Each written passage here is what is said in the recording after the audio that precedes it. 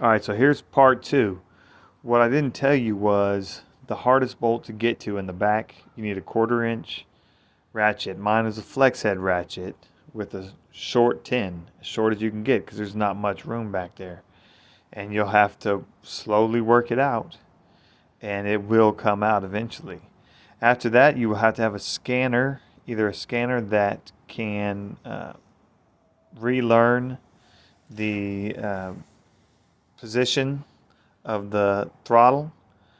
And if you have that scanner, it's great. It was easy.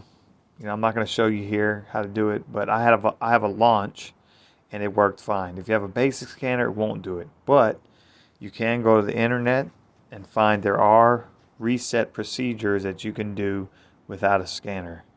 But I won't have that here. So anyways, and then test drive the vehicle, make sure everything works, go through all the speed ranges, let it idle and everything. And then if this has been helpful to you, please like and subscribe. This is Jeff, all around Autotech, signing out.